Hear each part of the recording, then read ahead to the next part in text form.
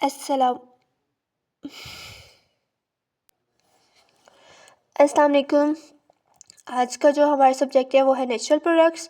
Course code is chem 413 according to the outline of Gujarat University. हम लोग जो सबसे पहला टॉपिक देखेंगे वो है हमारा अल्कलाइड्स।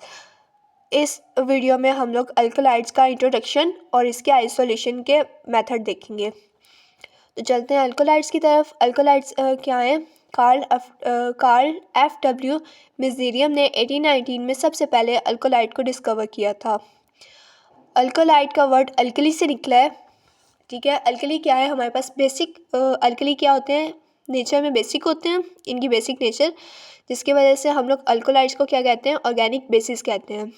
ये ऑर्गेनिक बेसिस हमने प्लांट से ली थी, यानी कि ये प्लांट में as a salt of organic acid, यानी कि salt of oxalic acid, citric acid, acetic acid, malic acid, tartaric acid, fumaric acid and benzoic acids के जो एसिड्स हैं ये अल्कोलाइड्स के साथ साल्ट बनाते हैं। ठीक है, जिसको हम लोग लाइम या अमोनिया या फिर बेस ऐड करके जो हमारे अल्कोलाइड्स होते हैं इनको हम लोग यहाँ से लिबरेट कर लेते हैं, यानी कि ये एसिड से फ्री हो जाते हैं। अभी ये हम लोग आगे आइसोलेशन में डिटेल में देखेंगे। अभी हम लोग इसको यहाँ से देखते हैं। अल्कोलाइड्स हमारे पास प्रेजेंट होते हैं प्लांट्स में, as a productive agent act करते हैं क्योंकि they are bitter in taste, जिसके इस वजह से ये प्लांट को इंसेक्ट के अटैक से बचाते हैं। They help in detoxification, somehow they show toxicity। इनकी टॉक्सिक नेचर की वजह से ये प्लांट को डिटॉक्सिफिकेशन ऑफ अदर कंपाउंड में हेल्प करते हैं। ठीक, यानी कि जो दूसरे जो हार्मफुल सब्सटेंसेस है उनकी डिटॉक्सिफिकेशन में ये प्लांट की हेल्प करते हैं। They help in protein synthesis and act as a source of nitrogen. Nitrogen का सोर्स कैसे, मतलब ये तो अल्कोलाइड्स हैं, ये नाइट्रोजन के सोर्स कैसे बन सकते हैं प्लांट के लिए? एक्चुअली क्या होता है, जो एल्कोलाइड्स हैं वो क्या है? ऑर्गेनिक बेसिस है जिनके पास पिरिडिन रिंग होता है, या फिर हम लोग ऐसे कंपाउंड्स, नेचुरल प्रोडक्ट्स जिनके पास हेट्रोसाइक्लिक रिंग में नाइट्रोजन प्रेजेंट होता है उनको हम कहते हैं अल्कालाइड्स। तो इस तरह से इनके पास ऑलरेडी नाइट्रोजन प्रेजेंट होता है, तो जब प्लांट को ज़रूरत पड़ती है तो प्लांट ये नाइट्रोजन एज ए सोर्स अपने फंक्शंस में यूज़ कर लेता है। जो अल्कोलाइड्स होते हैं, अल्कोलाइड्स क्या होते हैं? बेसिकली पॉइजनस होते हैं due to their bitter taste and somehow they show toxicity. इस वजह से हम लोग कह रहे हैं ये क्या है? पॉइजनस इन नेचर है। दे आर कलरलेस, बेसिक हमने देखा था कि ये अल्कली से निकला है वर्ड, अल्कली मेन बेस, तो जाहिर सी बात है ये तो बेसिक होंगे। They show physiological actions. Physiological action यानी कि मतलब they affect body functions, human body functions और एनिमल बॉडी फंक्शंस। इसी वजह से जो अल्कालाइड्स हैं इनको हम लोग एज ए मेडिसिन यूज़ करते हैं, पर इनके बिटर टेस्ट, पॉइजनस नेचर और जो टॉक्सिसिटी ये शो करते हैं, इसकी वजह से जब हम इसको एज ए मेडिसिन यूज़ करते हैं तो इसकी अल्कोलाइड्स की बहुत स्मॉल अमाउंट दी जाती है as a medicine. They have complex structures and obtain from plant origin. जो हमारे पास एक कंपाउंड है जिसको हम लोग प्यूरिन कहते हैं। अब प्यूरिन एक ऐसा केमिकल है जिसके पास अल्कलाइड्स की तो सारी प्रॉपर्टीज़ होती हैं, पर हम इसको प्लांट्स के साथ साथ एनिमल से भी एक्सट्रैक्ट कर सकते हैं, जिसकी वजह से इसको अल्कलाइड्स के अंदर स्टडी नहीं किया जाता। अब इसकी प्रॉपर्टीज़ की तरफ चलते हैं। अल्कोलाइड्स यूजली कलरलेस होते हैं, यानी इनका कोई कलर नहीं होता, लेकिन कुछ अल्कोलाइड्स कलर शो करते हैं, जैसे कि बर्बराइन, ये येलो कलर में होता है। They are crystalline, alkaloids are crystalline, non volatile, bitter in taste. They dissolve in non polar solvent, यानी कि ये वाटर सॉल्युबल नहीं है, ये ईथर, इथानॉल या क्लोरोफॉर्म ऐसे कंपाउंड्स में डिजॉल्व होते हैं। हमारे पास कुछ कंपाउंड्स ऐसे होते हैं जो स्ट्रॉन्ग अल्कोलाइड्स होते हैं और कुछ वीक अल्कोलाइड्स होते हैं। जो निकोटीन और कोनाइन है ये हमारे पास वीक अल्कोलाइड्स होते हैं, तो ये लिक्विड फॉर्म में समहाउ वाटर में सॉल्युबल होते हैं। बाकी जनरली जो अल्कोलाइड्स होते हैं टर्शरी नाइट्रोजन कंपाउंड्स होते हैं जिनके पास एक या एक से ज़्यादा नाइट्रोजन एटम होते हैं हेट्रोसाइक्लिक रिंग पे इनके ना। तो जो नाइट्रोजन इसमें प्रेजेंट होता है ना वो टर्शरी स्टेट में होता है। They are optically active. Optically active होने की वजह से हम लोग इनको रिसामिक एसिड को रिजॉल्व करने के लिए हम लोग इनको यूज़ करते हैं।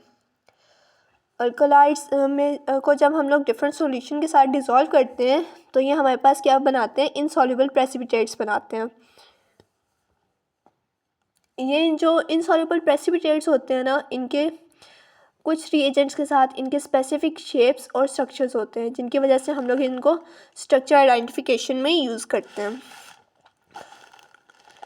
अब अगर हम लोग अल्कोलाइड्स को phosphomolybdic acid, picric acid, potassium mercuric iodide या कुछ अदर रिएजेंट्स के साथ जब हम लोग रिएक्ट करवाएंगे तो हमारे पास इनसॉल्युबल प्रेसिपिटेट्स बनेंगे।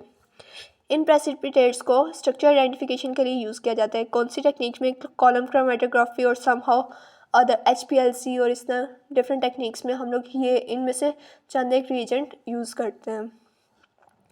Alkaloids have sharp melting points और हम लोगों ने पहले देखा था कि ये प्लांट्स में प्रेजेंट होते हैं। ठीक, प्लांट में कैसे प्रेजेंट होते हैं, as a salt of organic acid. ये डिफरेंट एसिड के नाम गिवन है। ये इनके साथ मिलके क्या बना लेते, अल्कोलाइड्स इनके साथ मिलके साल्ट बना लेते हैं। तो प्लांट में as a salt of organic acid ये प्रेजेंट होते हैं। अब जो हमारी कोर्स आउटलाइन थी उसमें एफिड्रीन, पेपाविराइन, मोर्फियाइन, कोडाइन, हमारे पास एट्रोपाइन, क्यूनाइन, हम लोगों ने इनको डिटेल में स्टडी करना था। तो एफिड्राइन को हम लोग एफिड्रा से ऑब्टेन करते हैं। एफिड्रा एक प्लांट है जिससे हम लोग एफिड्राइन ऑब्टेन करते हैं। जो एफिड्राइन होती है ये एफिड्रा के एरियल पार्ट्स में होती है और इसको हम लोग एस्थमा के लिए यूज़ करते हैं। पेपाविराइन हमारे पास एक ऐसा ड्रग है जिसको हम पेपाविरेशिया से ऑब्टेन करते हैं। पेपाविरेशिया एक प्लांट है जिससे हम लोग पेपाविराइन ले सकते हैं।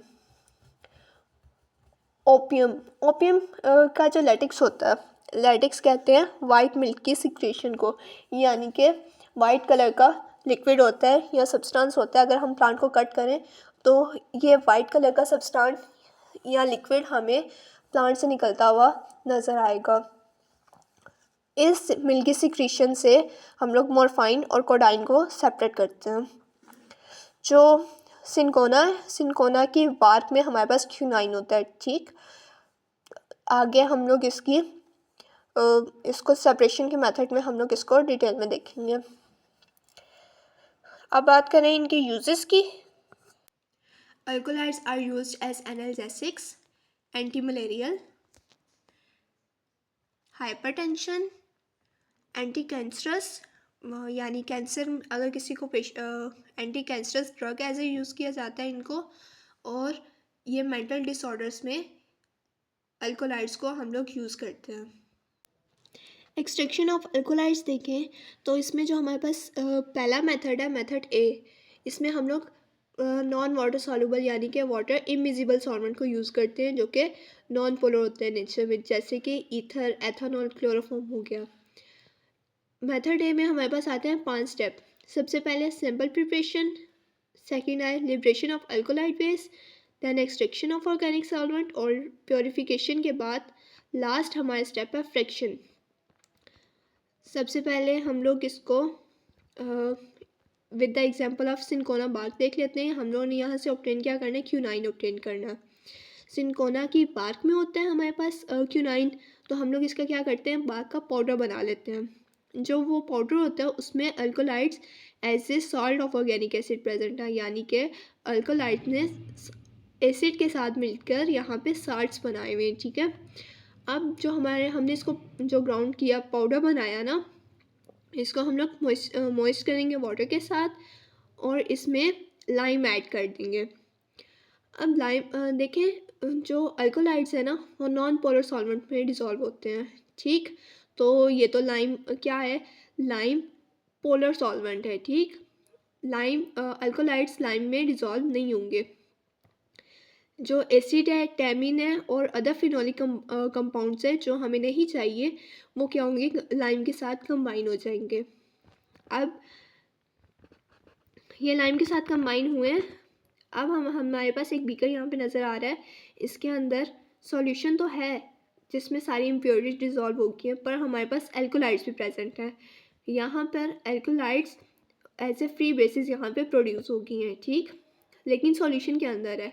इसको सॉल्यूशन से अलग करने के लिए हम लोग इसमें ऑर्गेनिक सॉल्वेंट डालेंगे, यानी कि ऐसा सॉल्वेंट जो कि लाइम में सॉल्युबल ना हो, यानी कि नॉन पोलर या इमिजिबल सॉल्वेंट, जिसमें हम लोग ईथर, पेट्रोलियम स्पिरिट या क्लोरोफॉर्म को यूज़ कर सकते हैं। यहाँ पे हम लोग एथेनॉल भी यूज़ कर सकते हैं, जो कि जिसमें अल्कोलाइड्स क्या हो जाएंगे, डिज़ोल्व हो जाएंगे, क्योंकि एक पोलर लाइम पोलर था और ऑर्गेनिक सॉल्वेंट नॉन पोलर है, तो यहाँ पे हमारे पास दो लेयर्स बन जाएंगी। हमारे पास बीकर के अंदर दो लेयर्स बन जाएंगी, एक के पास हो जाएगी इम्प्योरिटीज़ और दूसरे के पास आ जाएगी हमारी ऑर्गेनिक फेज, जिसमें हमारे पास अल्कोलाइड्स, फैट्स या फिर रीजन प्रेजेंट है। आज जब हम लोग इसके फिल्ट्रेशन करवाएंगे यानी प्योरिफिकेशन की तरफ जाएंगे, तो जो हमारे पास एक्वस फेज है, जिसमें हमारे पास एसिड, शुगर या पिगमेंट्स, हमारे पास जो भी फिनोलिक कंपाउंड्स थे जो लाइम के साथ अटैच हो गए थे, वो क्या करेंगे, हम उनको उस फेज़ को डिस्कार्ड कर देंगे।